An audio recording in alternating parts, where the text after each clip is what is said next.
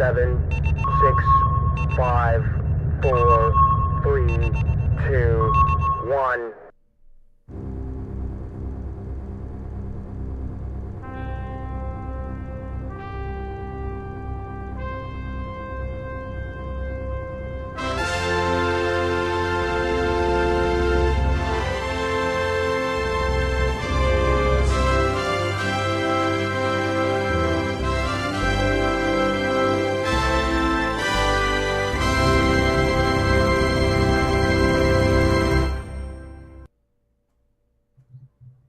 And greetings. Welcome to season 4 of IFB Interfleet Broadcasting. I'm New York Pete. This is my best friend, Chris, the Tipsy Toaster.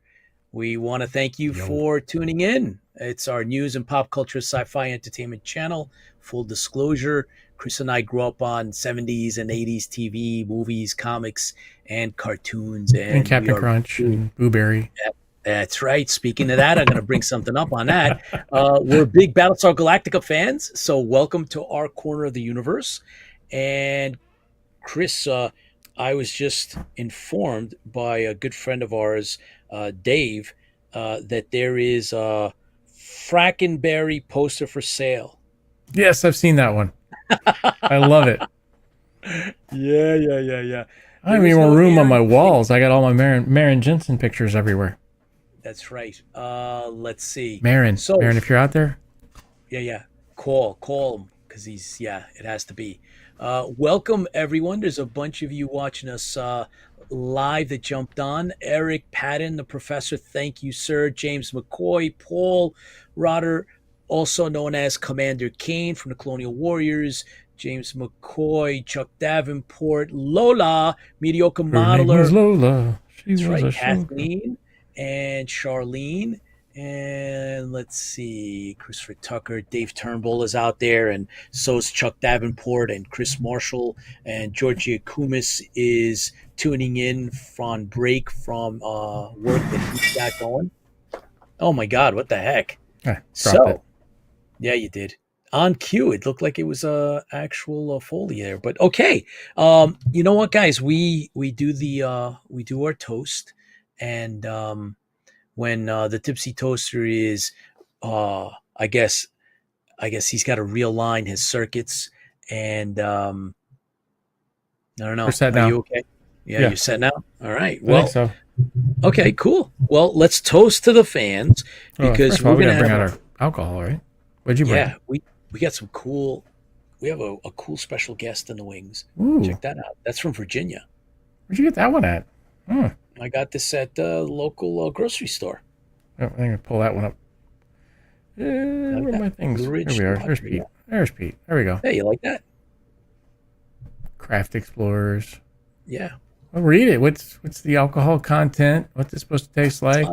It's 4.6. Explore, enjoy, collect.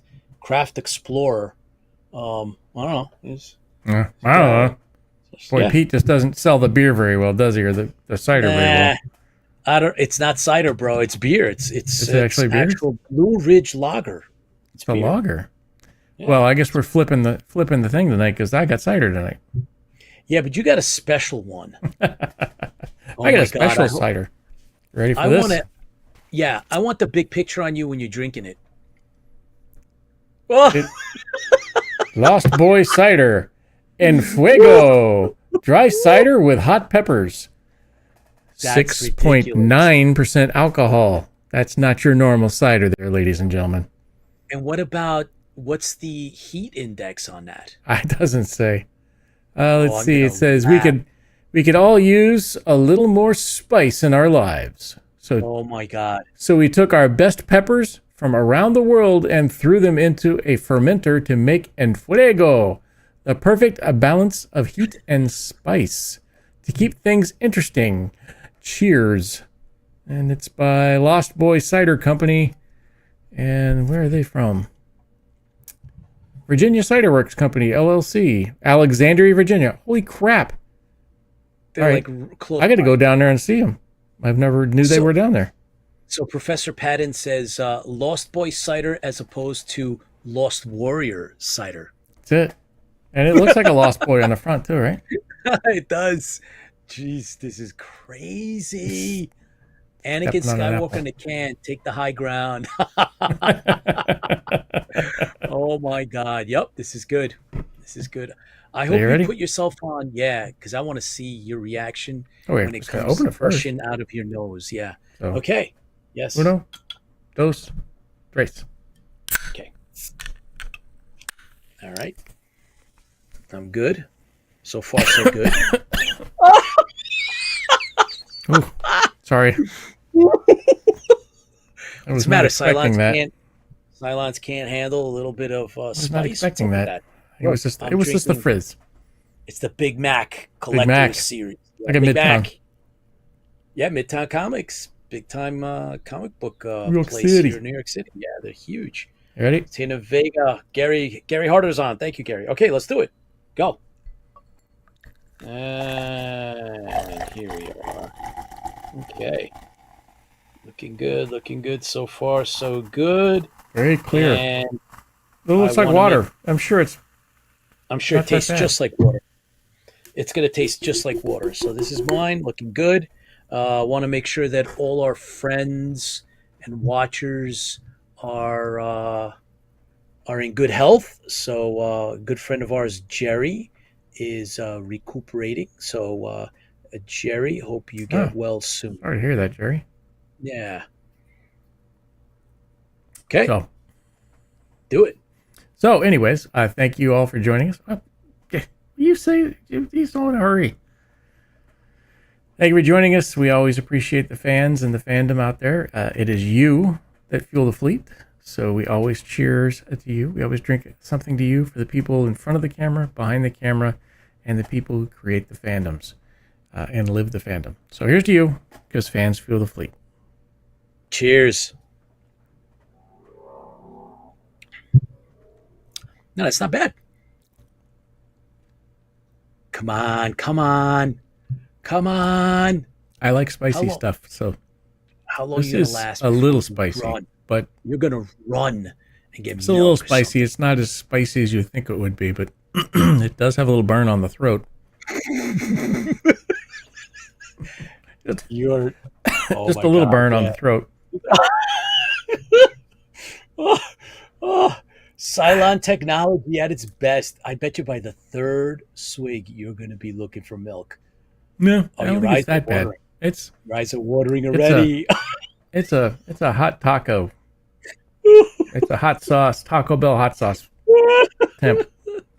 I love it. Not the fire sauce at Taco Bell, but the hot. Okay. You're talking a nice game. Baz, good day to you, Baz. Chris Tucker, Gary. No, burn the throat, wait to the other end. Yeah, that's right. It's got a unique taste. It's like somebody dumped hot peppers on an apple. It's like a spicy apple. It's really good. That's nasty. Gary Harder, thanks for joining us, man. We need to do a shout out to who? To our people who helped us buy these. That's right. Okay, go ahead. I don't have the John list. McCartney. Yep, and Fran. Yeah. So thank you guys. And if you're Appreciate it. If you're interested in getting us drunk on there, or at least Pete, he's a lightweight. Don't forget to go ahead and check out our buy us a coffee link. If you just go to buy us a coffee and look up Interfleet Broadcasting, you can buy us a ambrosia there. We get some more hot cider. Get some more hot cider. Spicy well, cider. That's the thing. That at this time of year, you're supposed to have hot cider. I didn't know it was supposed to be heated. Oh, heated. So you just heated. So I just got the hot cider. It was a total mess up. All right, whatever. Anyway, you humans and your weird colloquialism words and stuff. Yeah. All right, it's my hot favorite. Meaning spicy and hot meaning temperature. So Chris McCauley is watching with us, and yes, hey Chris, thank you very much for tuning in. Here's to Chris, and I'll drink another swig of. That's right. Of, get another one of your mother. And Fuego hot pepper cider. All right, so burn it. Mixed rum with hot cider. Ooh, Dave, that sounds good. My favorite Thursday night beer, guys. Yes. So, I hope you guys have watched Yep. IFB. That's pretty good. What did you do? What is He that? said mixed rum with cider. I just did. Oh, come on. You got to finish drinking the other one, man. Don't wimp out now. If you're watching IFB on our social media, you'll notice that we posted something for Chris McCauley. And Who is awesome, by the way. yes, and so Dracula game is coming out, which is I hope it gets fantastic. funded, so I get. I donated to it, so hopefully we fund. What was the funding? I got to go look that up, don't I? Look that up. I know it's but- off. I know we weren't planning this. Hang on. And we have some other stuff that we're going to talk about tonight because we're going to catch up with Chiller Theater Expo, and we're going to talk about Shore Leave because our guest tonight is going to actually bring us up to speed with one of the oldest running fan-run conventions in the United States. And I remember hearing about Shore Leave back in the day when I was a kid and reading Starlog. So we're talking 80s, early 80s, late 70s, something like that. And I remember Starlog talking about Shore Leave, but it was just, one of those things like, how do you get the Shore Leave? But now I think we're going to make it happen. So we have a special guest. It's going to tell us all about it. And hey, it's almost time to bring on John 1. Sure thing. I can schedule that up here. Hang on. Oh, He's James on McCoy. 3. Love There's John. Starlog. I missed the last maybe 6 months of Starlog. I got to try to find those magazines. Hey, John, what's up, buddy? Hey guys, how are you doing? How's things? Oh, Good, just good, kidding. good. I'm waiting for Chris How's that to cider? like It's lose not it that on that. bad, believe it or not. It is Yeah, but- spicy, though. I do feel a burn in the stomach. Oh, I love that. I love that one. Is that the spicy one? Is Atomic. Is that the spicy one? Spicy, yes. Way. That's a good one, believe it or not. I really like Atomic's that one. I pretty gotta go good. find. It's only out this time of year. I need to go find a case. Atomic Pumpkin. Spicy. Is- It's spicy. It's good. Oh, it's good. It's Okay. really Only good. spicy going in. I All don't right. have to worry about the other part. You might have to worry about the other part. Did you get your Hey, plumbing Rob fixed?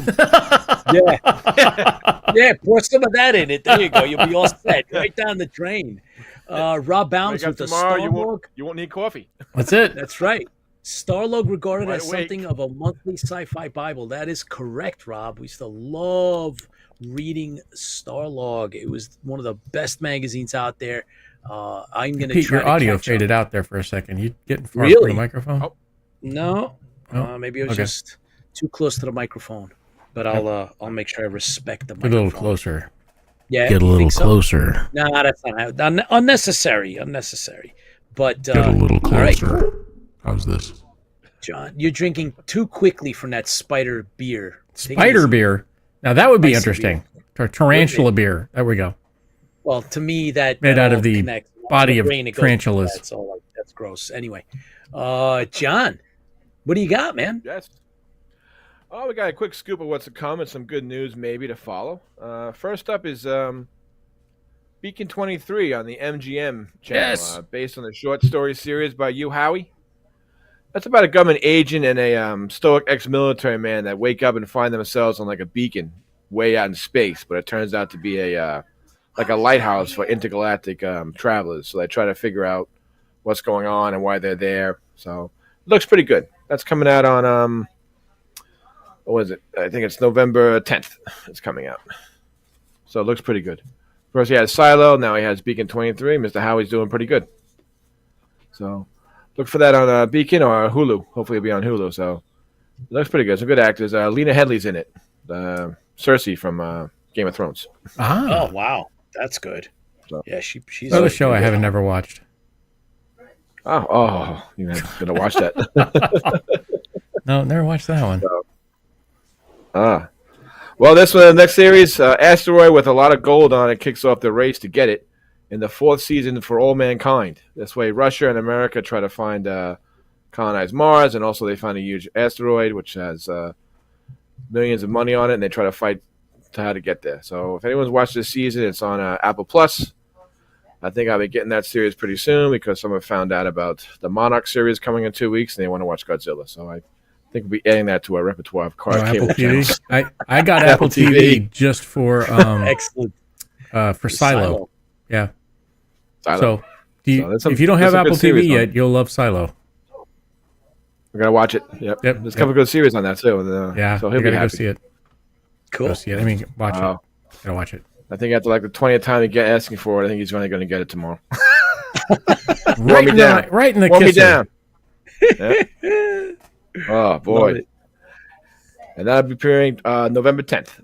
And this animated series streaming now on Max is pretty good. It's called Scavenger's Reign. It's about a ship colony that lands on a strange planet, and they're trying to find their way. It's kind of weird, but it's good. You get into it. I kind of enjoy it. So we watched the first episode today, and I'll probably watch the first second one tomorrow. So that's on Max right now. It's a good series. Check it out. And if you want, also a new anime series, Onimusha, based on the hit Capcom famous video game series. The same title is going to be on Netflix on November 2nd. It's about a samurai.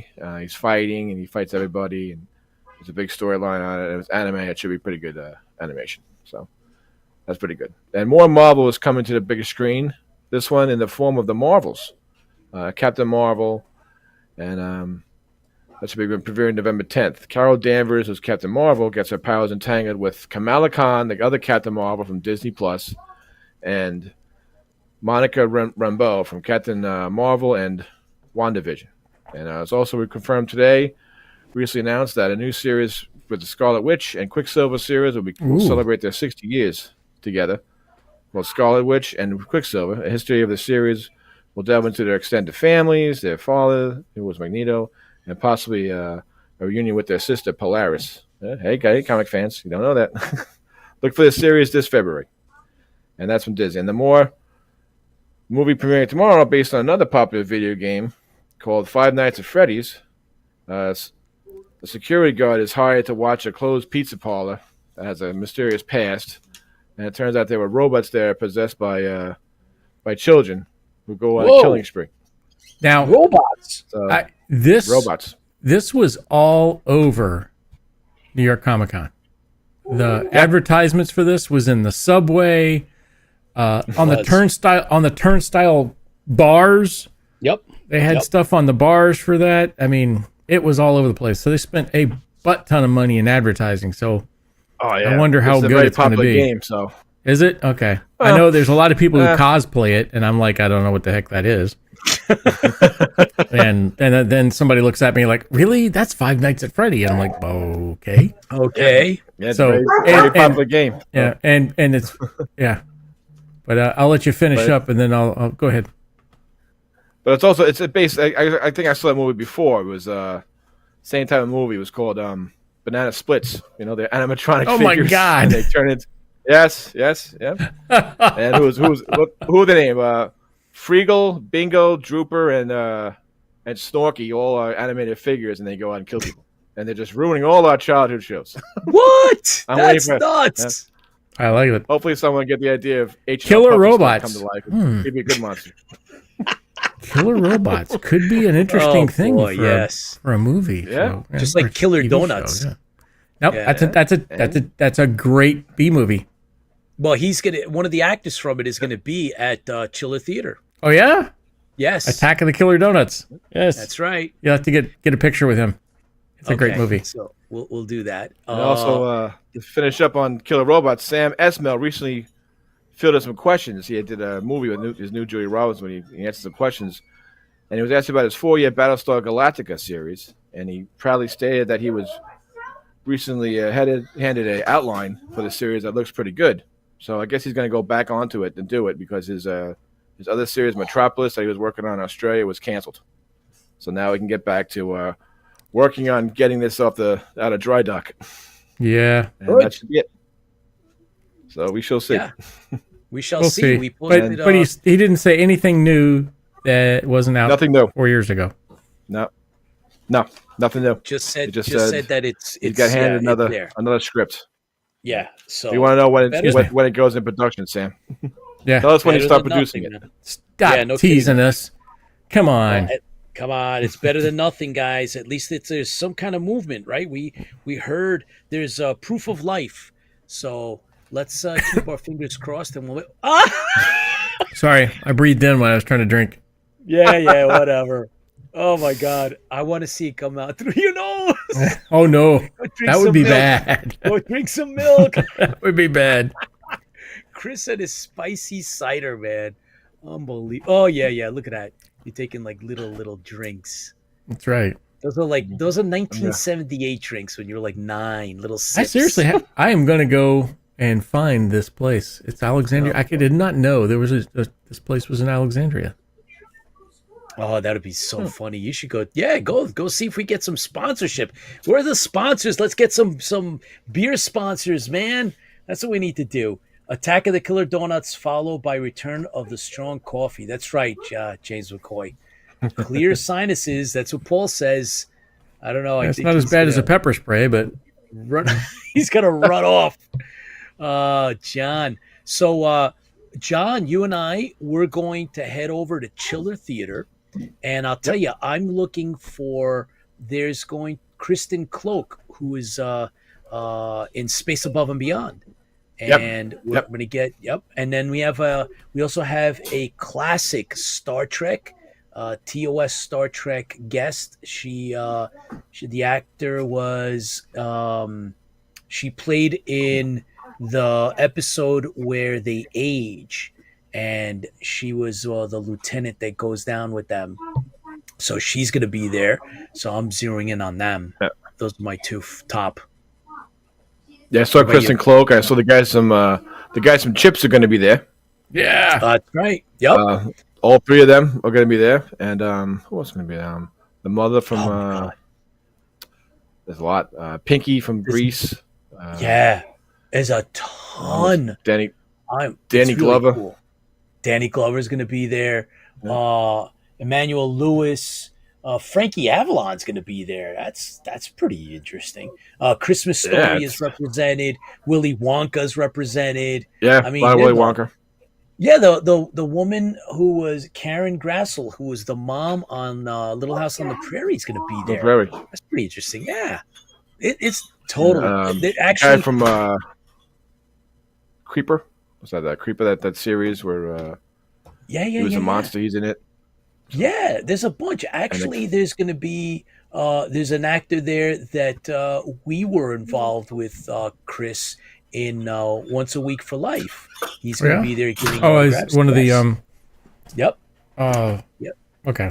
Yeah. Yep. He's going to be there, and so I will go speak to him on the side, see if he remembers. I got to see a couple of the dailies on it, and it looks great. The footage looks really, really good. Hat tip to George Zuvalos, the star, director, executive producer, because his feature is coming along very, very well, and we're looking forward to seeing that in its completion. But that's happening. So that's Chiller. That's on Saturday, John. You and I, we're going to meet up with Professor Eric Patton's going to be there. I don't know if any of you guys are going to be there. Let us know. If anyone else is coming, we're going to be in New Jersey. So I got my tickets, and here it's right here. I've never been to this one. It's been around for a long, long time. Yeah. But I got my ticket. Did you get your ticket? Yeah, I got my ticket. All right, cool. It looks like That's this. Good. There it is. Boom. Like I said, it has the red slash through it like the Cylons in the second. Yes, that's right. Okay, everything with you is all Cylons, but there you go. That's what it comes in. It comes with a little letter/memo thing, and that's that. So I'm good to go. We're gonna have a very good time. I'm looking forward to it. Never been there before, and let's see.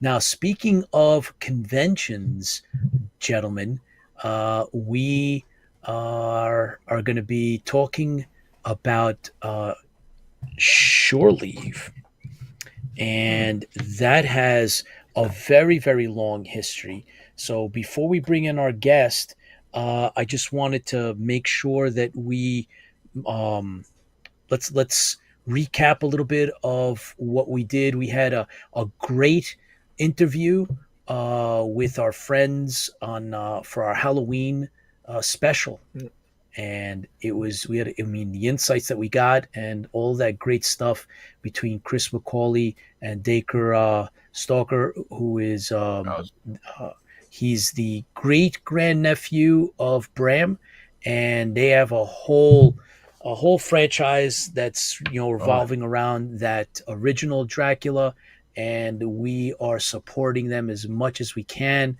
The interview has gotten over 4,000 views. I believe it's at 4,600 and counting. So thank you everybody for tuning in and watching the interview. Look for links and follow those through. There's I think the game itself, the video game, you can actually do some trial plays or beta testing or something like that is out there now. And there's a Kickstarter for that as well. Yep. So we just want to make sure that we get the right word out, because Chris McCauley's been very supportive of IFB, coming out here and being in touch with us all the time and coming on the show at the drop of a hat. So we just want to make sure that we support. Hey, Bert Oliver is on. Hey. Bert, we got to have you come back on. We want to do a follow-up on your work. Bert Oliver, military sci-fi author, is also a guest on our show. And very good author. Good book. Oh yeah, man. Good book. And let's see. I'm looking for Fran. Hey, Fran, did you jump on yet? I hope Fran is doing well. Fran, superfan Fran. But all right. Well, John, thank you as usual, doing what you do. Hey, guys. We really appreciate it. And see you on Saturday. Give me a heads up when you leave the house, and we'll hook up. All right. I'll see you guys Saturday. All right. Have a good one. Take care. Thanks, guys. Here's to you, John. Thank you. And fancy the fleet. Dang right. Fancy the fleet. Yep. Spicy cider rules them all. Oh, my God. Go ahead. Drink again, Chris, because you close your eyes when you drink. I've never seen you do that, except look at that. Your eyes are watery. Yeah, you took a sip. Did you actually drink any of it? You didn't drink any of it. By now, it would be empty. You would have had the whole thing done, and instead, look at that. Chug. Yeah. All right, guys. Well, I gargle with it, but I don't think I can talk afterwards. You're not gonna. Yes. All right. Well, let me wrap third trilogy book, and I'll be back. Oh, excellent. So Bert Oliver has told us tonight that he's going to wrap his third trilogy book, and then he's going to come on. So fantastic. Thank you, Bert. Appreciate that, because I definitely want to follow up with your – oh, look at that. Oh, getting warm in here. Little Tipsy's getting warm. Stop that. All right. We are going to get into Shore Leave. It is a convention that has been around for decades, guys, and I am looking forward to attending. So that's one of the things that we will discuss. However, there's been just a little bit of turbulence, and in terms of where they were located, what they were doing, and it seems that they've worked some of that out. We're going to get an update on their website. They've actually published a date. Not sure if it's set in stone. It's Shore Leave 44. And hard to believe 44. Wow. 44. Yeah, it is amazing. July 12th to 14th, 2024. So we're going to have Mike Schilling, who is involved, a representative of the convention itself. And let's get our guest on. Mike is not a stranger to IFB. He's been here before. But Mike, welcome to IFB again. Oops. I got to fix that. Yeah, hang on a second, Mike. There we go. We're good now. Are we good? Yes. Yeah. Mike? Yes. Perfect. All right. So welcome back to IFB, Mike, and thanks for taking the time out. We had you back on. You were on originally prior to last Shore Leave, yep. And from just then, a few weeks before the convention, as I recall. Yes, and then from then to now, there has been, some turbulence in your world in terms of the Shore Leave Convention. Can you bring us up to speed, fill in the Yeah. gap? Well, basically, let me give you a little bit of backstory here, okay? There have been 43 shore leaves up till now, not counting the all virtual ones that we had to have during the pandemic. 41 of those 43 conventions took place at the Hunt Valley Inn, usually known as the Marriott Hunt Valley Inn. Different people owned it throughout the years. Sometimes it was Wyndham, for example. Last couple of years, it became a Delta Hotel. But we found out just a matter of a few months ago that October 31st of this year, Hunt Valley Inn is closing its doors forever. Wow. So apparently, the property has been sold, and instead of fixing it up, it's going to be torn down. And the rumor that I've been hearing, and again, this is not set in stone, but the rumor I've heard, it's going to be turned into a gigantic car dealership. So, man. 41 of the last 43 years is no longer there. And Shore Leave, for the first time since its very founding, does not have a home. So, besides the ordinary tremendous amount of work that's involved in preparing for a convention year to year, the Shore Leave Committee and our helpers and friends, the first thing we have to do is find a new home and let everybody know about it too. And then after all that, then we have to prepare to move into a brand new home. So literally our work for Shore Leave 44 is doubling, tripling, quadrupling, whatever word you choose to use. So it's going to be a very interesting next several months. I know that you two have not really been there before. How I wish you could have gone when we had the Hunt Valley Inn all those years, through good times and bad. But figure it this way: you're going to hit us in during a tremendous transition into what we hope will be a much newer facility, a larger facility, where hopefully everything works the way we'd like it to, and take care of our attendees the way we really want to. So is it scary? Yes, but it's also very exciting at the same time. Now, I really wish I could give you a precise date and a precise location. I was hoping the deal would be signed by the time we actually had our talk. Unfortunately, it isn't.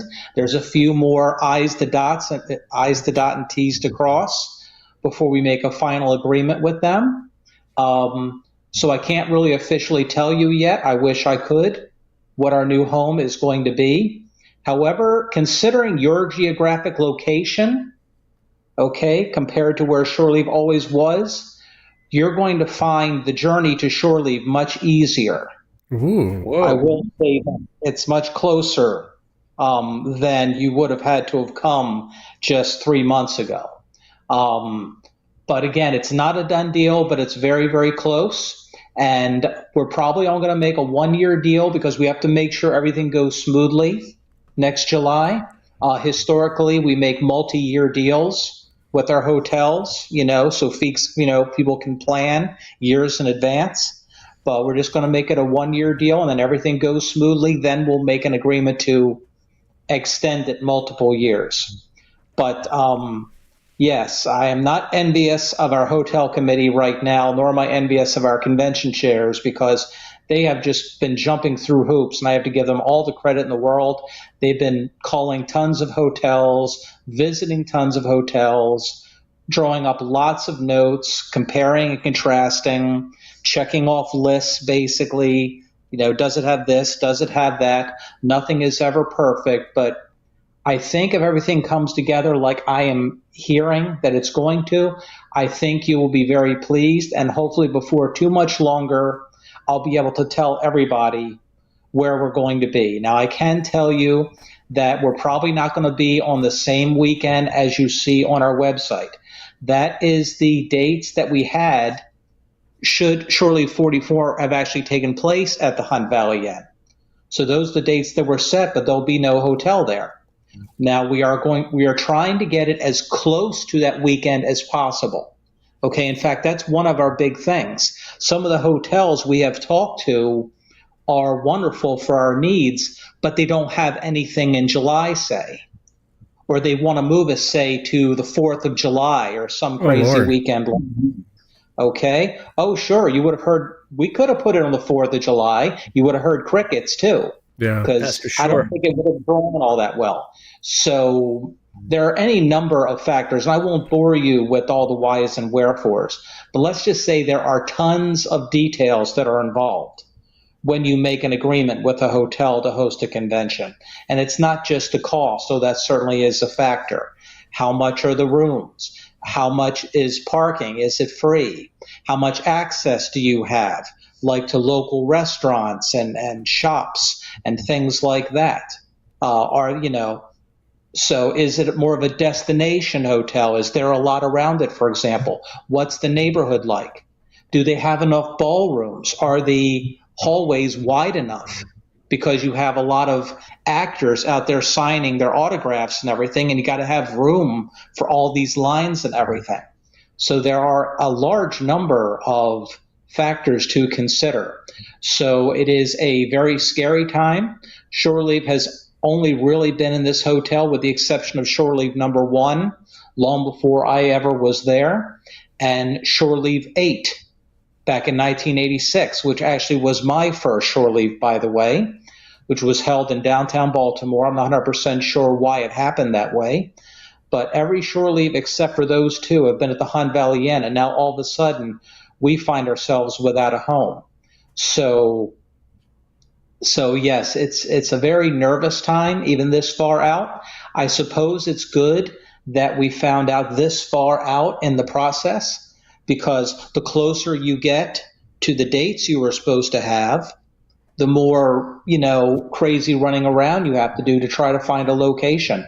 Our dear friends at the Farpoint Convention, their show is in the middle of February every year. At least we had about almost a year of lead time. They had about 5 months to work with. So they're trying to find a new home at the exact same time. Another convention called the Mid-Atlantic Nostalgia Convention, which takes place in September. They are looking for a new home. I hear they're supposed to announce a new location soon, too. Pardon me. You see, the Hunt Valley Inn wasn't just home to Shore Leave, as you can tell. There were a lot of conventions that called that convention home. And so everybody who went there year to year in their own way, their own organizations, their own clubs, are all looking for a new home at the same time. But I think once we have a new place set, we can then finally go full bore into preparing another fantastic Shore Leave. And I can assure both of you and all of your watchers out there that no matter where we wind up in 2024 and beyond, what Shore Leave tries to do and what we strive for as a fan-run sci-fi and media convention will not change. We are still Shore Leave. Okay, and we're going to put on the very, very best show that we know how to do, no matter where we are. So I can give you assurances of that. Great. I got a quick question. Is there, now that you have the opportunity, so you're moving somewhere new, is there anything you would like to change now that you have the opportunity to change that you couldn't change with your old venue or with your old the old way of doing things? Is there something that might change? Well, that's a very good question. Thank you. Me personally, there's very, very little about the convention itself that I would change. It seemed like in all the years I've been going to Shore Leave since the mid-1980s, there was always an uphill battle trying to maintain our convention home. Okay, and asking the ownership of the hotel year to year, please fix this, please fix that. We get complaints on this, we get complaints on that. Just this past year, for example, I mean, these numbers are hardly official. These are just my opinion, but I would say 90 to 95% of our complaints were always about something having to do with the hotel. It had very little to do with the convention itself or the people who were staffing it or our guests or anybody who was there. I mean, nothing is ever perfect. There's always outliers, of course. But generally, we were always secretly hoping that the hotel could somehow fix itself up and that whoever owned it would invest enough money and getting the place into a proper shape. Because I don't know the exact year it opened, but I think it was built in the 1960s. It definitely was not built for Wi-Fi. I can tell you that. And rewiring it for Wi-Fi would have been pricey, to say the least. And especially with the pandemic and everything, business was never what it was in pre-pandemic levels. So the idea of finding sufficient revenue to do the repairs that were being asked for on almost a regular basis, I guess, it was just too good of an offer to pass up, I guess. When a developer came along and said, we're going to bulldoze the place, they probably said, sure, considering the amount of money it would have taken. Again, I'm not in the boardroom. I don't know these things. But, so our one thing, as scary as it is, moving to a new place and getting to know where everything is and where to put everything, where you're going to have this event, where are you going to have that again. Remember, when you're in the same hotel for 40 years, no matter what is happening to the physical plant of the place, where everything goes, right? Something is going to be in this room, it's going to be in this room, you put storage over here, you bring in your stanchions and your supplies over here, every square inch of the place. Now we're all going to be moving into a new place and we're going to have to learn it all over again. But on the other hand, it's an extraordinary opportunity because this place that they are talking about right now, I have seen some pictures. It's much more ultra modern. It's in an incredible location. I think it's slightly larger, has about the same number of rooms, and it's going to be really, really beautiful. So we should not have to worry about the physical location. So that's a good thing. So really, there's very little about the convention itself and how it's run. I think that most people, even those who are close to the problem like I am, would really care to change. Before while I'm still thinking of it, speaking of toasting the fans, I want to toast you both and all your viewers out there as well. Because you're very welcome. And the reason why I say that is not only it's always wonderful to welcome new members of the Shore Leave Press family, or as I like to call you, the usual suspects. And that's what I call it, too. Anyway, due to your efforts and a lot of new press members we had just this past convention, I don't remember the exact number, but at the post-convention meeting that we had just a week or two after the convention was over, I heard we had hundreds of first-time attendees, a new record. I heard upwards of 500 people had said that this was their first shore leave. That is easily a record. Wow. And I was just New beyond blood. thrilled. That's amazing, yes. To tell people for the first time saying, where have you been? It's been 44 years. Where have you been, right? So I love teasing people that way, but I love bringing new people into the fold, and I was absolutely thrilled at how well we did with not only returning members, but also first-time members. And I sure hope that the vast majority of them will join us at our new location. I realize that especially for older people, or those who don't have much in the way of transportation, moving to a new location may be problematical for many. I realize that we may lose some, but I also think that we will gain a bunch of folks who may not ordinarily have traveled all the way down to the Baltimore metro area for shore leave. So yes, one door is closing, but another one is definitely opening up.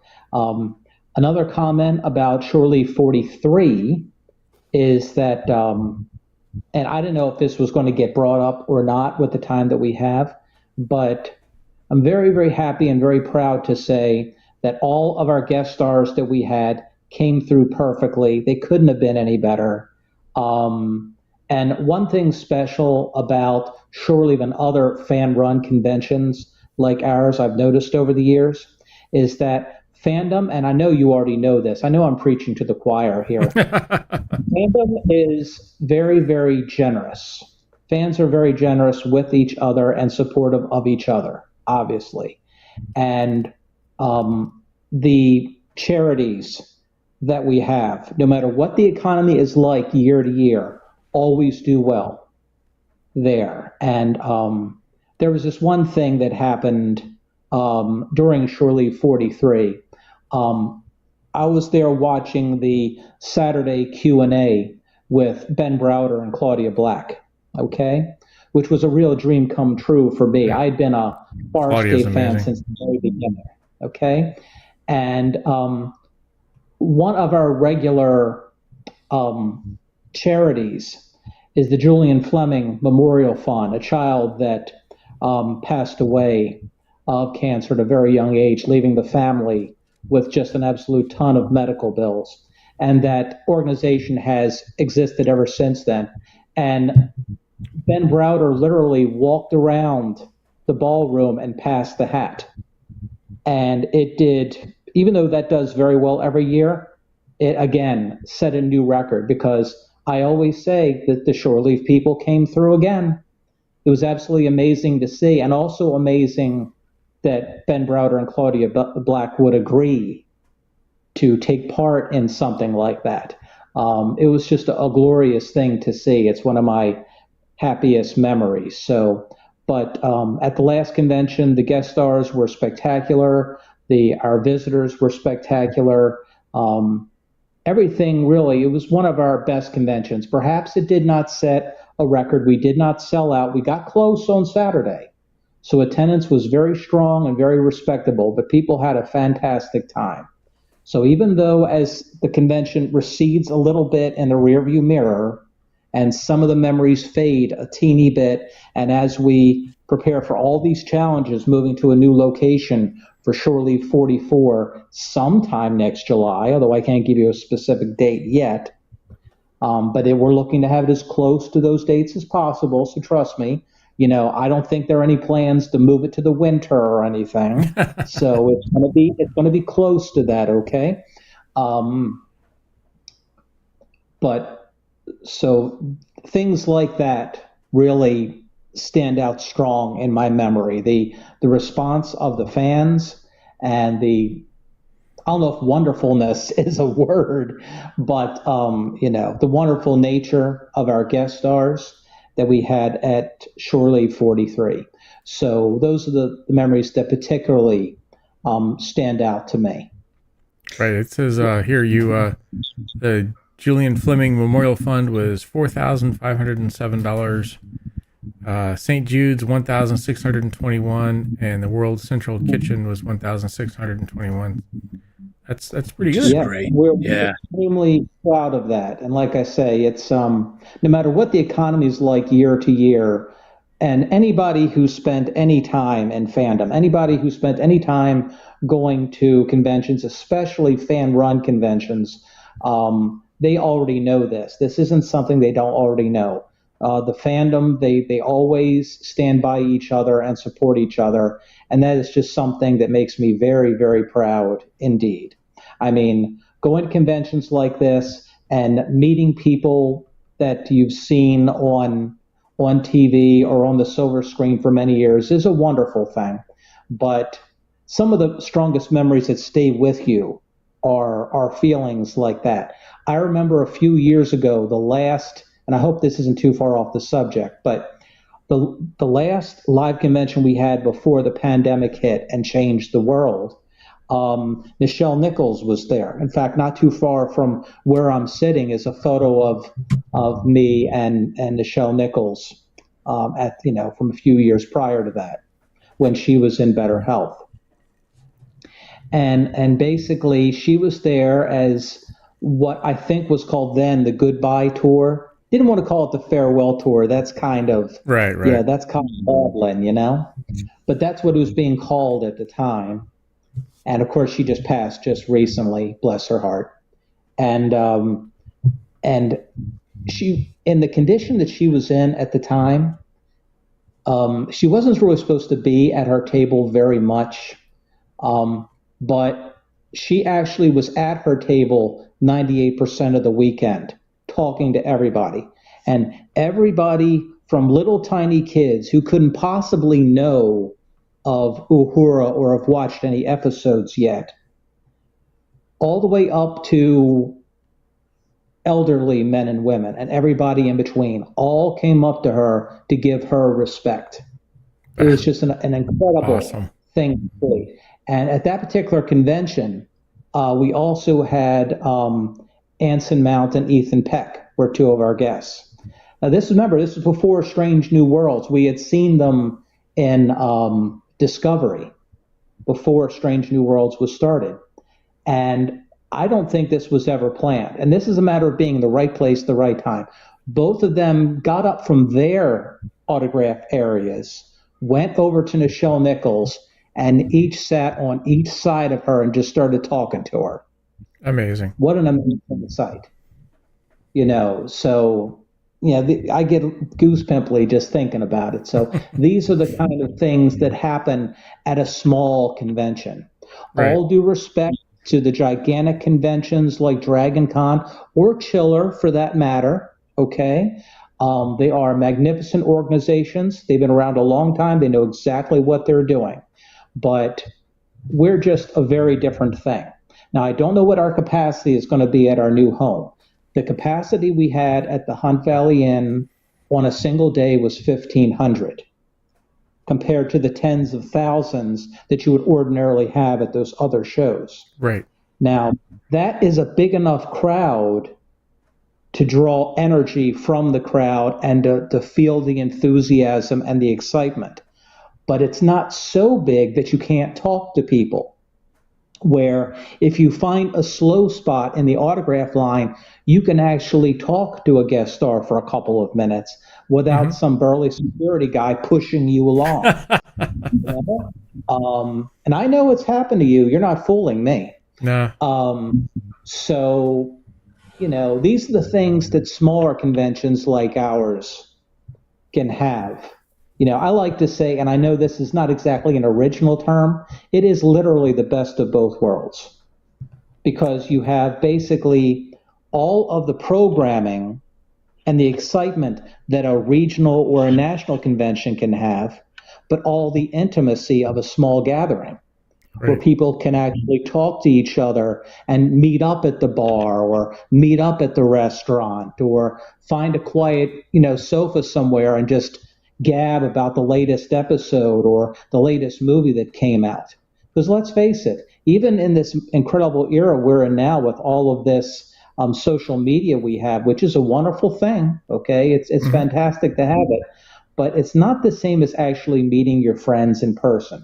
In a lot of cases, conventions like ours are the only time you really see your friends. And so I realized quite some time ago, actually, that, it's actually the seeing the people and interacting with them in fandom is the real joy. I hope I haven't gotten too far off the subject, no. But I want to impress upon you and your viewers why I feel the way I do about Shore Leave, why I have been on their team for so long, and why I think that the vast majority of our longtime attendees at the Hunt Valley Inn will be able to join us by hook or by crook at our new home. Right. And hopefully some Battlestar people as well. You never know. Well, as you know, many years ago, I almost got into a galaxy far, far away there, a long time ago. Anyway, a long time ago, Shore Leave was strictly a Star Trek convention. That's what laid the track down, okay? So if you ever see any old program books or anything like that, going up to about Shore Leave 10 or 12, it was strictly a Star Trek thing. But as time went on, the other conventions, most of which sadly are no longer around, they would expand and bring in guest stars from other shows that were popular at the time. And so over the course of time, we quickly learned that, yes, you never forget about your Star Trek guests. They are your bread and butter. They're what got you here. But it's even better if you can bring in a Battlestar Galactica guest, or from some other show as popular. For example, I was recently thinking about the conventions I attended back in the 90s, and shows like Babylon 5 and Buffy the Vampire Slayer, were all the rage at the time, right? X-Files. There were a lot of panel discussions about the X-Files, for example. X-Files is big. You would have, guests from these other shows and everything. And so you expand on that. So, yeah, one thing that was good about the Shore Leave that just passed was it seemed like we had a couple of guests from several different shows. And I think people really enjoyed that. One thing that was incredibly popular back in the 90s was all those Stargate series. Oh, yes. Pete's a big fan. Sometimes I used to think that Shore Leave had almost become an all Stargate series because so many of our guests were Stargate guests. And even to this day, you look at the credits of a lot of our guest stars, right? Well, take, for example, me, with my personal vantage point, I tend to think of Ben Browder and Claudia Black as strictly Farscape people, right? But guess what? They were both on Stargate, weren't they? Yep. Another one of our guests was Robert Picardo. I mean, wow. I mean, that guy's been in everything, right? Yes. Name a sci-fi movie or TV series, he's probably been in it, including Stargate. Okay? Yep. One of our guest stars was Penny Johnson-Gerald, who I tend to think of as Cassidy Yates in Deep Space Nine, but a lot of people came to see her because of her role in the Orville, for example. Oh, so a lot of these actors, they cross-pollinate to the other shows and everything. So it's hard to think of them as strictly a Farscape guest or a Stargate, or a Stargate guest or a Star Trek guest. So they cover a great many different things. So anyway, I've been going on and on so much. You've been great. I don't know how much time you have. Do you have any other specific questions or concerns either about what happened at Shore Leave 43 or what we're looking to do at Shore Leave 44 coming up soon to a location to be determined? Coming to a location near you. Exactly. Mike, we have a couple of well wishes, particularly from Baz from Australia. That's one of our regulars who's actually built a Mark II Viper in his garage down under and is almost completed that 1-to-1 scale. You can get in it. It's state-of-the-art, beautiful project that he's finishing up. A lot of our other fans that have chatted up Storm here, also supporting your endeavors, and a couple of suggestions. Yep, there's a whole bunch. If you get a chance to take a quick gander, a lot of the fans here are very much enthused about you being able to get Shore Leave back on track. I can tell you that from my own personal experiences and just being a fan, I know that there was a tremendous loss when Icon, a staple out in New York, Long Island, and Stony Brook, they did not fully recover after 2012 when they lost their Stony Brook University location. And to this day, they've tried to do it here and there, but with no real success. And that's something that it looks like you're going to overcome, and we're grateful to hear that. And we are looking forward for sure, Mike, an update on the location. Once you have everything locked down, let's have you come back so we can really, chew up a little bit of, what you have in mind, location, how to get there, maybe a little insight on your guests and the like. Sorry to interrupt, guys, but I just wanted to tell you guys and your viewers, first of all, thank you for all your kind words. Thank you for letting me be on the show. Thank you for all the support. We really do appreciate it. As far as the news, I cannot imagine it being that much longer before an official announcement is actually made. Because after all, we have to get this out of the way so we can start preparing. Historically, for a July convention, we like having guest stars advertised up on our official website, shore-leave.com, just shore dash in the middle and then leave.com. And as you know, we're also on Facebook. We're also on Twitter. No, I don't call it X. I know that's very, very early 2000s of me, isn't it? Showing my age. That's what I still call it, guys, so get over it. But anyway, what I'll say is everybody keep a close eye on the official website. Please keep an eye on Facebook and Twitter. In fact, oftentimes that gets the news a little bit faster than our website gets updated. But I cannot imagine it being too much longer, you guys, because Awesome. after all, we have to start preparing for a convention in July. It's going to be time to start figuring out what we're going to put where and what guests we're going to get. Usually by right after the holidays, we're already announcing guest stars.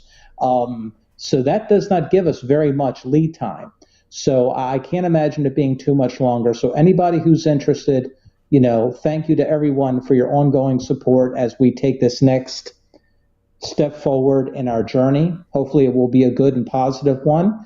But yeah, everybody keep a close eye on the website and on social media, and soon the word will be out. And once it's set, like I said, we're going to do everything we can to have it as close to the classic July dates as possible.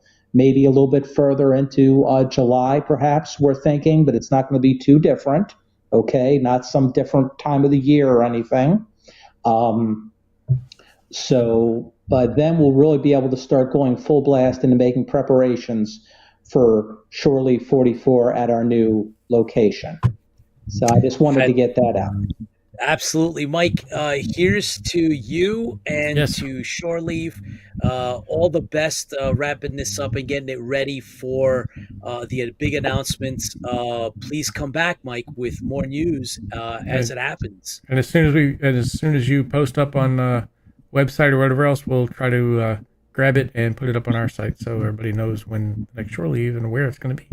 Well, we thank you very much. And like I say, hopefully our new location will be even more convenient for you and a great many of your viewers and everything. So even more of you who may have heard about Shore Leave but never had the opportunity to come all the way down to Baltimore or just simply didn't have the time, maybe you'll be able to join us now, just like you two, guys plan to. And I think that when you do get there, you're going to be suitably amazed at what such a small convention has to offer. So I think it'll be worth it for you. Well, here's to that. Thank you, Mike, for taking the time out. All the best, and we'll see you soon. Guys. You bet. Thanks again. Bye-bye. Take care. All right. So, look, guys, I definitely am looking forward to keeping the Shore Leave dates open. Chris, if at all possible, I definitely would like to go. I'm mentally I've been set since we first met the crew from Shore Leave, so I hope that we can get down there. And once again, it's another one of those fan run conventions, and I know it's to me that those are the best because I agree. They put them together as fans. They put them together as a group of people who are driven for a specific fandom, people that love that thing. Whereas, it's not corporate. It's not all about the money. It's not all about, getting the advertisement out for our next movie or our next show. Right. It is always about the fans when it comes down to a fan-run convention. It's amazing. And we've proven time and time again over the last 4 seasons, Chris, that when we interact with fans, whether they're, behind the scenes or in front of the camera or writers or whatever they may be, right. A fan brings a special element and we really appreciate that, and we always like to emphasize that. And I've learned by going to Dragon Con what the true impact is on seeing a convention on that size. Because I've been to small conventions, but seeing something like Dragon Con operating, And you've been to big conventions too, as well as New York Comic Con and others. yeah, and they're not the same. I mean, the corporate level of some of these giant conventions like New York Comic Con is, it's in your face. It's just, there's no hiding it, and it's Right. totally different than going to a fan run show. And I got to tell you, we've been to a lot now. You and I have been to Fan Expo. We've been to Denver. We've been to Knoxville. We've been to Atlanta. We've been to New York. We've been to some very small ones in Virginia. Been to some Yep. comic book conventions. We've seen a variety, and I think it all comes back to that the fan run ones and the medium sized conventions, even if they're, I guess, for profit, are different than the mega. Right. And the mega are missing. They're missing out. Yeah, I got to I do. tell you I that. believe you. I believe they are. I don't believe they're. And don't be wrong. Those mega conventions are great places for announcements. Great places for, hey, we got a new show. Yeah. We have whatever. Yeah. It's great that it's a different world. Whereas it's the fans and the love that really is there when you get there. So you get so many people that want to get together and talk about their show with you or with them, or it's so much more fun, and it's not as I don't know, I can't say crowded. It's not the right word, because I mean Dragon Con is crowded, but when you say that you go to New York Comic Con and the crowd there is more, hey, let's go see what Netflix is putting out, or those kind of things. So I really do enjoy the fan run piece of it, and I feel like there's more of a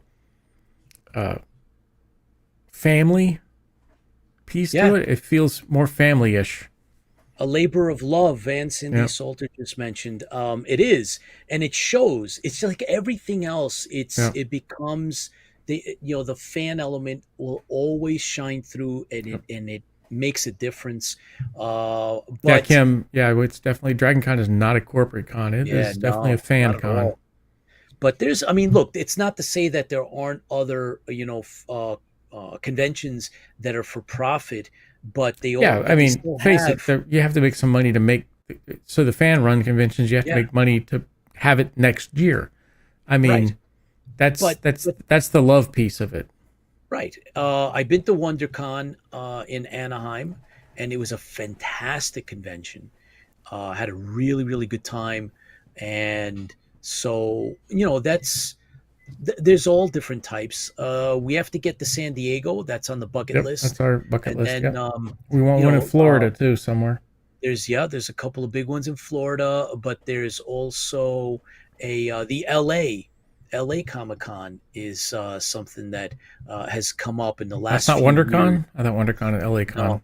No, same. No, it's different. Long Beach has one. That's a smaller one, but that's a good one from what I understand. But definitely the LA convention, and then of course San Diego, just to kind of see, get that full flavor. Not to mention Emerald City.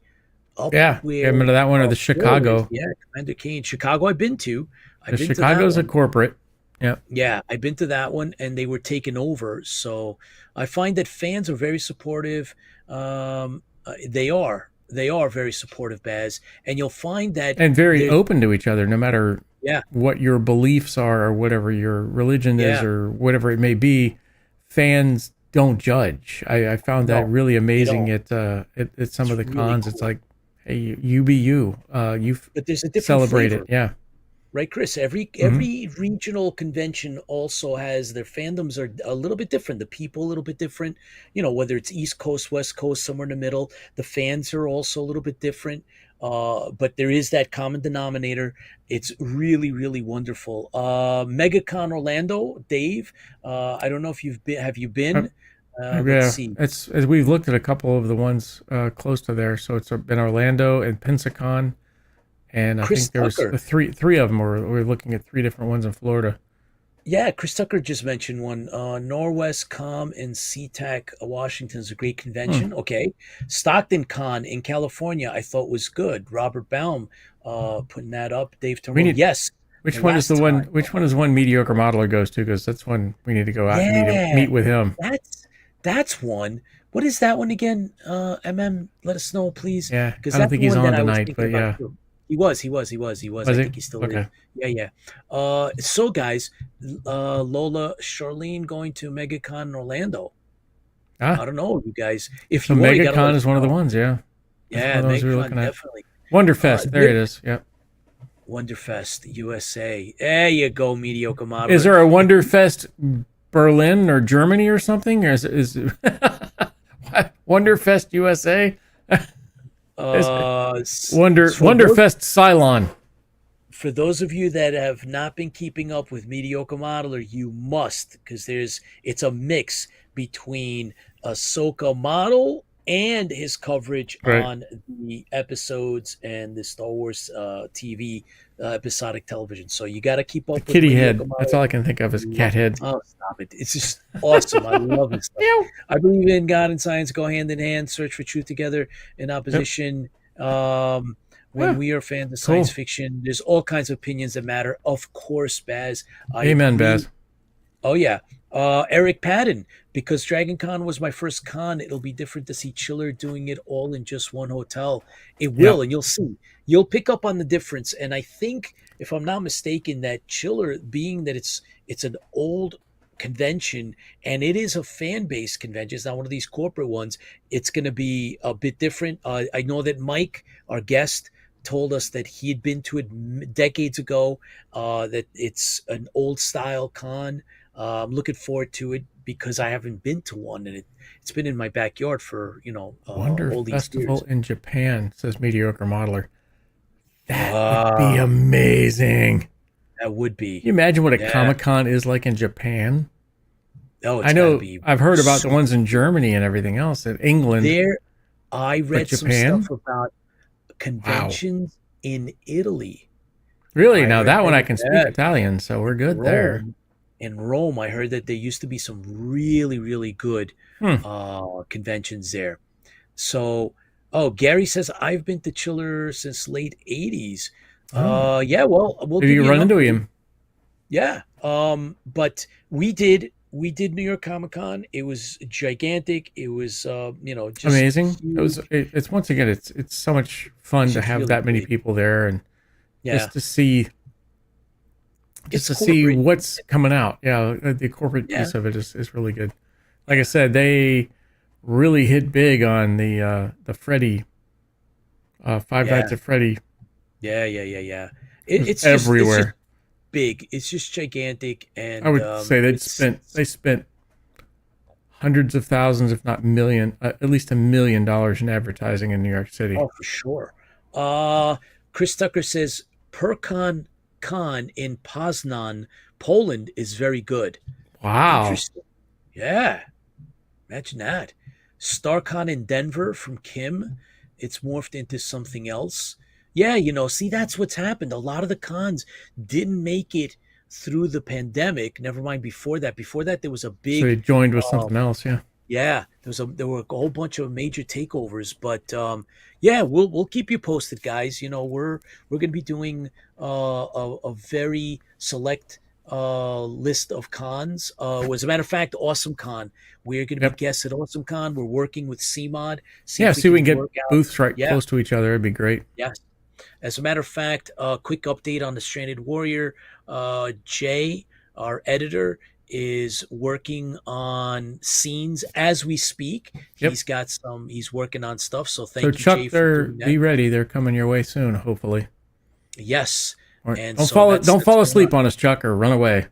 Oh, Steve McCormick, SteelCon in Pittsburgh. I've been to it, and it is fantastic.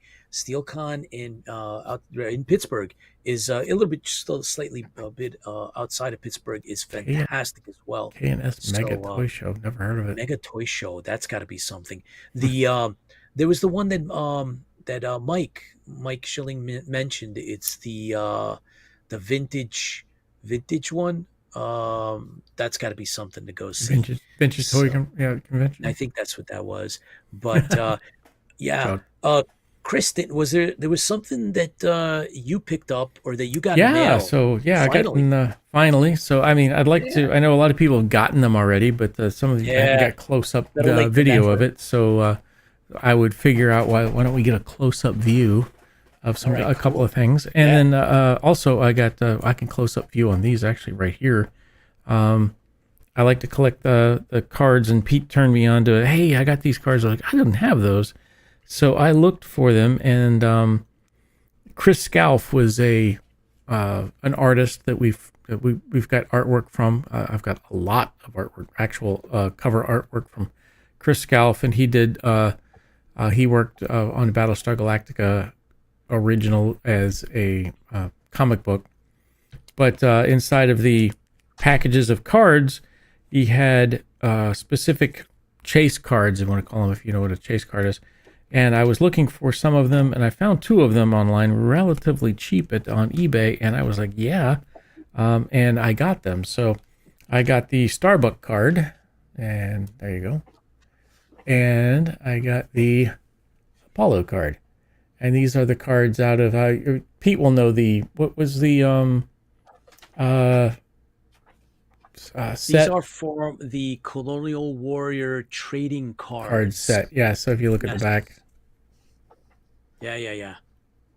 The thing I noticed about these is, they're hard to get, but I noticed about these is I was looking at it, I was like, oh yeah, it's a nice card, but then I turned it, and I don't know if you can see it right there.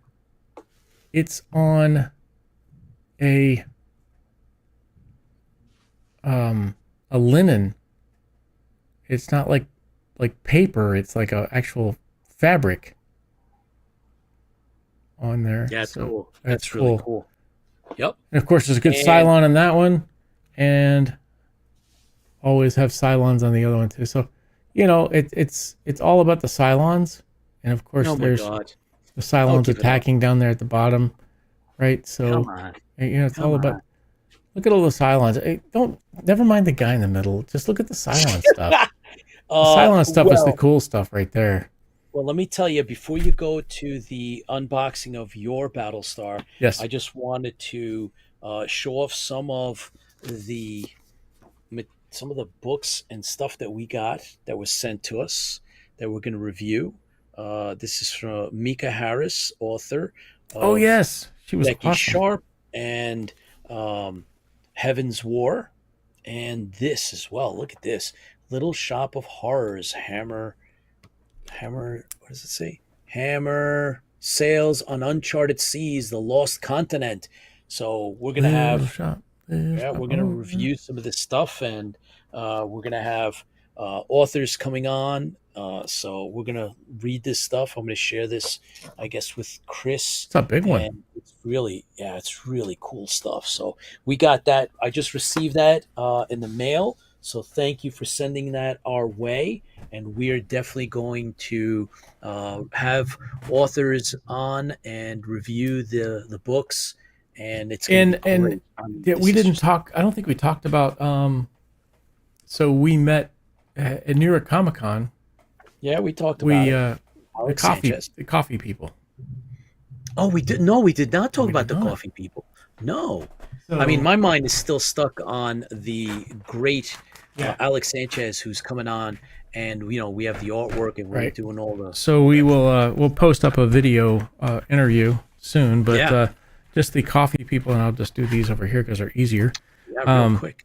But so we met up with a coffee company, and at the convention in Merlin Munchie's Coffee Company, and they are brewing coffee for geeks like us, and we're talking, and they've got, and the great thing is they have on the website, they actually have audio books talking about how Merlin gets with each one of these coffees. So this one was one of them, the chocolate coconut Comet, and there's a story behind each one of these. It's an audio book, that they go through and talk about sea salt caramel, mocha madness, and talks about how Merlin ended up with this. And then, of course, I've got multiverse as well, and they have a bunch of different ones. And we may start drinking some of this on the air as well. I know it's going to be hard to get tipsy off of this, but maybe I can add some Kahlua to it or something. But anyway, so just to let you know, we'll be throwing up an interview with them in the near future, and possibly a code if you're interested in buying some of their coffee, which is a family-run business at a con, and they go all the cons and everything else. That they'll give us a percentage. They'll give you a percentage off. So yeah, they offered us a discount code. Yeah. Which is really, really cool. So we'll we're going to set that up so that we can pass that on to you guys.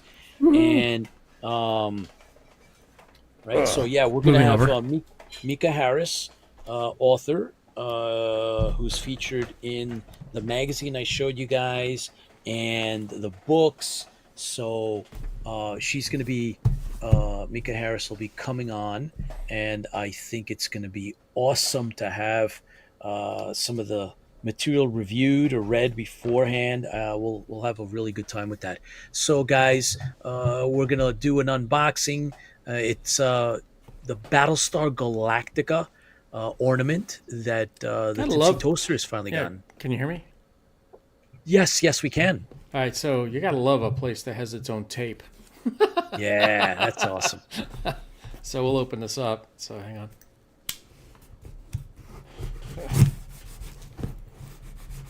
Cut myself. Please, Baz, I need a new knife. I love it. Watch the fingers. Oh my God! When you're cutting open boxes, Chris, the rule of thumb is a huge, gigantic, oversized knife. Never get a small one. All right. We won't show that big. It's probably got my address on it. Oh, just give it away. What's the difference? It's got some really cool stuff. What? What is it? Come on, open it up. Who would have thought? Stop that. Get rid of that. Throw it on the floor. There you go. All right. Here we go.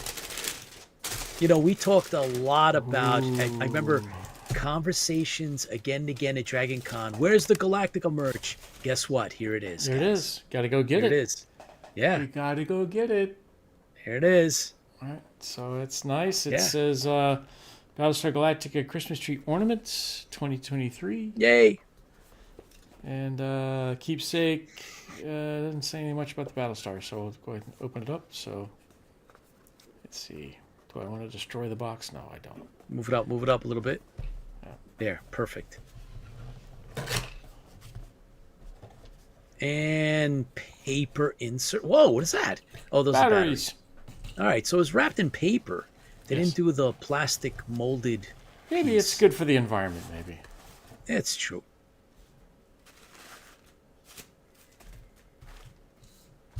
Dun dun dun. It's like a shoe. Like a shoebox. You get a Battlestar Galactica shoe. They made them. Your thumb. There it is. Woo! The reveal. Dun dun dun. Beautiful. It's bigger than I thought it was. It's really nice. Wow. Oh, Christopher Tucker got one too. Yeah, man. Come on. They do pack well. They do. I'm still waiting for mine. Fran, what are you waiting for? Come on. Look at that. That is so nice. Oh, I love it. Oh, yeah. I think ordered Paul the Atlantia, but it came in pieces. Stop it. Paul, were you asking about, getting a sticker for it, or was it somebody else? I saw somebody actually repainted the Galactica piece. So that they could put on a new sticker? Yeah, so they actually repainted it and did another sticker on it. Yeah. It's not working. There you go. There it is. Galactica. Beautiful. Lola got yours. I've got two. Yeah, as a matter of fact, Lola, we saw you put up some pictures. You had the big one, the Battlestar that came from Eagle Moss, and you put the actual ornament, which is very cool. Way to go! And yeah, tiny sticker. Yeah, very very tiny. Paul got two of them, of course, because one of them is going to be the Pegasus. Yeah, Love I it. swear, Paul, if there's somebody out there, keep looking at a couple of the places. Somebody actually went in and blacked out the, got rid of the Galactica and put Pegasus on it. Dave says, yeah, someone is selling the stickers. Yeah, if we find, let's put that out there because I want, yeah. Yeah, if you find one, we need one that says, this says our Helios. Battlestar. Helios. That's right. The Helios. Battlestar Helios. By the way, I actually got my hands on a set of the reissued Battlestar Galactica bottle caps. Ooh. So as soon as I get that from Argentina, I'll be featuring those on the show, and I'll be posting pictures on IFB. So stay tuned for that, guys. And what are you doing? There's a white piece of paper in the middle of our Interfleet broadcasting, and you're taking apart there. Don't cut yourself. Oh my God, I can't believe you didn't just get a little screwdriver. He's going to put the batteries in, guys, on the air. Change the stickers so you can tell people that they really should take a look at the other Battlestar. Oh boy. Let's see. We're gonna hook it up, and if you can get those open without cutting your fingers off. Jesus. Yeah. If there's, do not hurt yourself, please. But yeah, guys. I'm glad for all of you that were able to pick up the Battlestar ornament. Remember, this is how we support. Unfortunately, the almighty dollar. It'll show everybody that the fandom is alive and kicking. I could tell you that Eric Larson, of course, is behind it, and we are, of course, supporters, and hopefully there'll be more. If this does well, maybe they'll produce another ornament in the near future, or maybe for next Christmas. Who knows? So it's important that we go out and we get one. It's in my opinion, it's slightly pricey, but I think it's worth it. It's really really nice. It is real nice. Yeah, did a good job with it. Yeah, Paul says they should make the base star. I agree. Hope it came with Band-Aids. That's what Dave says. Yeah, I think the knife does automatically. Baz, I really need a new knife, evidently. Yes, you should get one that's 12 inches in length, because you couldn't have gotten a small... oh my God. Couldn't have gotten a small one. You had to get the biggest knife possible for the smallest job. Oh, boy. Jesus, what the hell? I think I'll spend more time trying to get it out of the damn package. Yeah, for sure. What the hell? Let's just do that next show. Oh, come on. They're glued in. You gotta be kidding me. I did not hook mine up, guys. Did any of you actually do it? Who actually made it? The company? I don't know. Yeah, I know. Scissors, right, Paul? Let's see. I'll grab mine off the shelf behind me, and it's... Get a sharper knife. Yeah, that's right. Let's see how long that takes you now. It's made in China. It's made in China. Artist crafted. Isn't everything? TM Hallmark. Fabrique. Hallmark Marketing Company. Kansas City. Let's see. I don't know. Press the button. It's made in China, man. So, for decorative use only. It's for decorative use only. Like, it's you're going to use it for something else. Like, we're going to fly it. You're not going to fly it, and you can't shrink yourself. So it's only only to be used as an ornament. I guess what? It's not for filming. I don't know what the hell is that supposed to mean. Decorative use Anyway, only. yeah. What the hell? Oh my God. All right, 2. It's like 3. 2. All right. 3. Got him. All right. Scissors. Let's see, which direction do they go now? It's all Hallmark, Lola. It's Universal Studios LLC, all rights reserved. So Very cool, 1, though. 2. Oh my god. This is not a show about knives. Can you put the Battlestar box at least in the shot? Working on it. The box? You working on a box? Well, there we go. Ready? Ooh. That's cool. Too bad it doesn't play like the theme from Battlestar Galactica. They should have had the bridge light up too, man. I mean, come on. That's cool though. You got to admit that's cool. Yeah, Yep. that's cool. They could have had a red light or something up where the bridge is. It's cool. Well, they should have just had it explode anyway. So you push the If you button have and enough, you could do a fleet of Battlestars.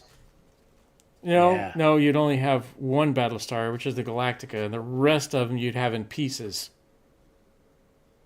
See, mediocre modeler, you had to go there, and the answer is the default is always going to be they're in pieces. They are. No. What? No, it could be two. Where's the Atlantia? It could be Huh? two. Where's the It could be Atlantia? two. Where's It the could be Atlantia? two because the Pegasus. That Pegasus was Pegasus is out destroyed. there. Come on, give me a break. It was not. The Pegasus Yes, is it out was. there, Paul. Right? Pegasus is out there. Thank you, Eric Padden. Also, accept the Pegasus. So, Columbia. That's right. Oh, the Exploded. Helios. Imagine we should hook ours up, make it the Helios. That would be awesome. Look at that. That's cool. Very cool. No. Oh boy. All right. Well, guys, Where's my it's almost that where's my time, sound rating? and we just wanted to make sure that we thank you all for tuning in. And that was the bottle opener hitting the bottle, but Sure. unfortunately nothing happened. That was negative on my end. But there's the Battlestar ornament, so Tipsy Toaster got one as well. Thanks for tuning in, everyone. We, as usual, we have a great time with you guys on. Thank you for watching. We have, of course, thousands of views on our Halloween special that we did with Chris Macaulay and Dacre Stoker, and that was awesome episode. Thank you, everybody, and thank you for tuning in tonight. And it's all good stuff, guys. Looking forward to the next one, and stay tuned for the next show. Oh, and don't forget to like us. Don't forget to follow. And we're gonna have more interviews up as Chris gets very a chance. soon we'll have interviews from Dragon Con, which I've been kind of slugging on, but we definitely have a very good star from Dragon Con, as well as a bunch of people. From New York Comic Con. There's a whole bunch of cool stuff that's going on. Yeah, Yep. the Christian interview. Yep. And the company that has the coffee. Oh, the coffee company. Yes, Merlin Munchie's Coffee Company. Yep. We'll pass the discount code once we get that up.